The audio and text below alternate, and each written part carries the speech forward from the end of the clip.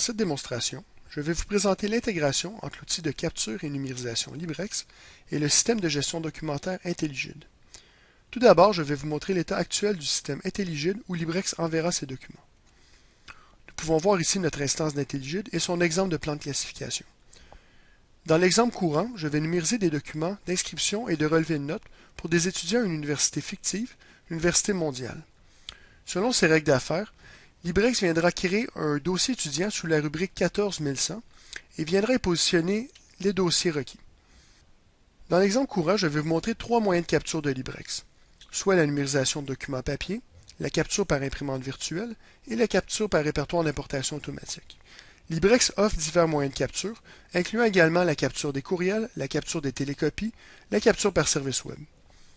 L'objectif de LibreX est de traiter les documents de façon uniforme, peu importe le type de contenu qui a été créé et qui a été capturé, et peu importe son moyen de capture. Je vais donc lancer mon client LibreX pour vous montrer mon premier moyen de capture, soit la numérisation d'un document papier. Dans l'exemple courant, je me connecte manuellement, mais je pourrais aussi être intégré avec un serveur Active Directory pour une authentification automatique. Je vais donc tout d'abord lancer la numérisation et positionner 5 inscriptions sur mon numériseur. Par défaut, LibreX a été défini pour faire des inscriptions et a été défini pour numériser en mode 300 dpi. J'ai aussi activé une détection de fin de document du formulaire pour reconnaître le début et la fin d'un document. Mon objectif étant de créer 5 documents d'inscription d'une page et non un document de 5 pages pour 5 étudiants. La détection de fin de document de formulaire peut être faite par plusieurs façons, par exemple en reconnaissant un logo, en reconnaissant du texte ou en reconnaissant un exemple, page 1 de 1, page 2 de 2, page 3 de 3, un exemple de séparateur de fin de document de ce type. Je positionne donc mes documents d'inscription sur mon numériseur et je lance la numérisation. Le numériseur m'enverra les pages une à une vers LibreX, puis LibreX commencera son traitement d'indexation automatique des documents. Nous pouvons voir que LibreX a maintenant reçu les 5 pages pour les 5 documents d'inscription. Dans mon exemple courant, j'ai mis un code à bord sur mon document. À la lecture de ce document, LibreX va extraire le matricule de ce code à bord, puis va aller interroger un système externe pour me retourner les métadonnées supplémentaires, telles que le nom de l'étudiant et le trimestre. Il s'agit bien sûr d'un exemple de type d'extraction de métadonnées. J'aurais pu utiliser un outil de reconnaissance de caractères pour extraire l'ensemble des métadonnées depuis le texte, incluant le trimestre et le nom de l'étudiant. Par contre, nous recommandons souvent d'extraire uniquement l'identificateur unique du document, puis d'aller chercher les données additionnelles dans un système externe.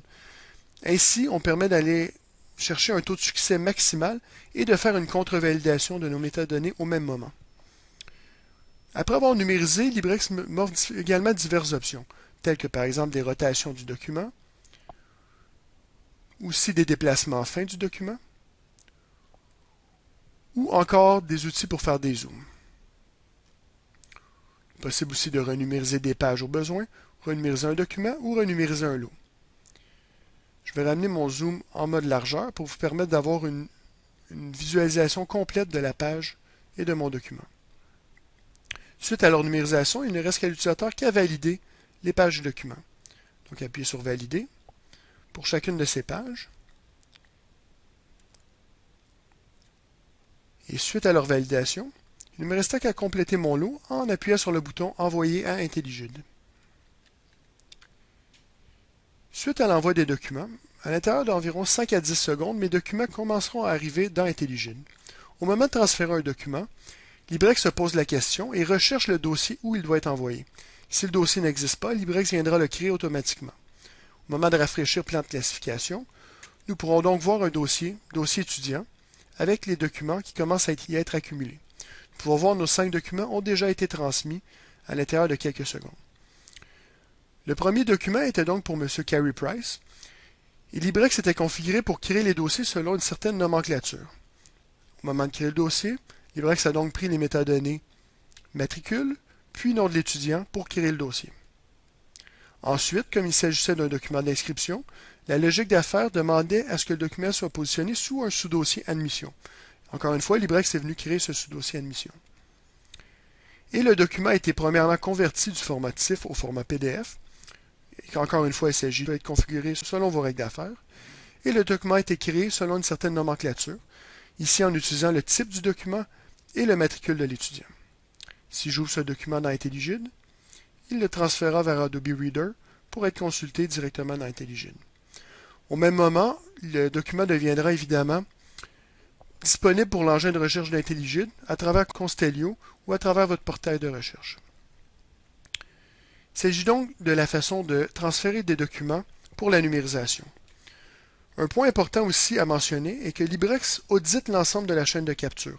Depuis le moment où j'ai déposé mes documents sur mon numériseur jusqu'au moment où ils ont été transmis à IntelliGID, Librex peut retracer le cycle de vie d'un document.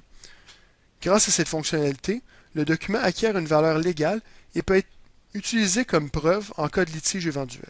Par exemple, si vous passez par un numériseur réseau pour faire cette numérisation, le document peut perdre sa valeur légale car il peut y avoir un bris dans la chaîne de capture en passant par le répertoire réseau. Librex vient régler ce problème en auditant la chaîne de capture.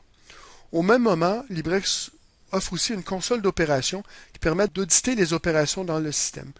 Il permet par exemple de voir quel utilisateur a numérisé quel document depuis quel poste et de retracer l'activité du système.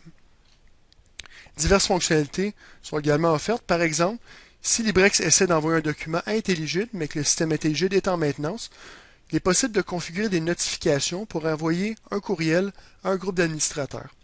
Par défaut, le système va s'autogérer et en cas de problème, un administrateur va être notifié pour prendre une action. Il s'agissait donc du premier moyen de capture avec Librex et IntelliGID. Je vais maintenant vous montrer le deuxième moyen de capture, soit la capture par répertoire d'importation automatique. J'ai positionné un raccourci vers mon répertoire d'importation automatique sur mon bureau ici.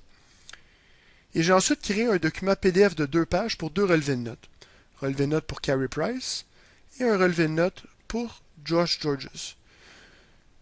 Au moment de déposer ce document PDF de 2 pages dans le répertoire d'importation automatique, Librex va tout d'abord reconnaître le type du document pour voir qu'il s'agit d'un relevé de notes. Par la suite, Librex sachant qu'un relevé de notes contient une page, il va le séparer en 2 documents PDF d'une page chacun. Pour chacune de ces pages, il va lire le matricule et encore une fois interroger le système externe pour retourner les métadonnées additionnelles qui sont requises. Je vais donc prendre mon PDF et le déposer dans mon répertoire d'importation automatique. À l'intérieur de quelques secondes, le document disparaîtra. Et si j'ouvre le dossier de M. Carey Price, un deuxième sous-dossier aura été créé avec son relevé de notes. Encore une fois, une nomenclature a été définie pour utiliser le type du document et le matricule de l'étudiant. Au moment de consulter ce document, on pourra voir qu'il s'agit d'un document d'une page, Librex ayant séparé le PDF MAC de 2 pages en 2 documents enfants d'une page. Au moment de transférer le document pour M. Georges, le dossier n'existait pas, il a donc été créé automatiquement. Nous pouvons voir qu'il n'a qu'un seul sous-dossier, relevé de notes. Lui, étant donné qu'il n'a pas eu de document d'inscription plus tôt dans mon exemple. Et encore une fois, il a son document d'une page pour son relevé de notes. Il s'agissait donc du deuxième moyen de capture que je voulais vous montrer avec Librex. Ce moyen de capture par importation automatique peut être très intéressant pour les processus où des documents sont générés en lot et en très grande quantité. Si un système externe ou votre système de gestion génère des milliers, des dizaines de milliers ou des centaines de milliers de documents, au lieu de les traiter de façon manuelle et de les importer en indexant leurs métadonnées, il est possible de simplement les déplacer vers un répertoire d'importation Librex. Librex ensuite va prendre le relais pour les envoyer vers les bons dossiers de votre système IntelliGID. Beaucoup de processus peuvent être automatisés de cette façon. Le troisième moyen de capture que je vais vous montrer est la capture par imprimante virtuelle. Je me suis créé un document dans Word pour des relevés de notes sous le même format, mais sous une source différente, soit un document Word. Donc, l'imprimante virtuelle peut être utilisée pour ajouter des documents vers Librex depuis toute application qui peut imprimer. Donc, Word, PowerPoint ou toute autre application qui n'a pas nécessairement de structure connue, mais qui peut imprimer vers une imprimante réseau. Au moment d'imprimer vers Librex, tout comme le répertoire d'importation automatique, Librex premièrement va convertir ce document en PDF, va le séparer en 2 documents d'une page, va reconnaître qu'il s'agit de relevés de notes, extraire ces métadonnées du système, et les envoyer vers le bon dossier dans IntelliGID. Je vais donc aller sélectionner mon imprimante virtuelle. Elle se nomme dans ce cas-ci LibreX Server PS, mais il serait possible de lui donner un nom plus significatif, comme importation des relevés de notes ou encore envoi vers IntelliGID. Je vais donc imprimer mon document.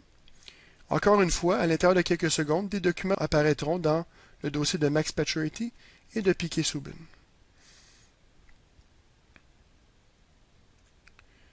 Si nous ouvrons le dossier de M. Pacioretty, nous pouvons voir encore une fois qu'un sous-dossier relevé de notes a été créé et son relevé de notes a été transmis selon la nomenclature du type de document. Voilà, il s'agissait de 3 moyens de capture de LibreX pour IntelliGID. Merci.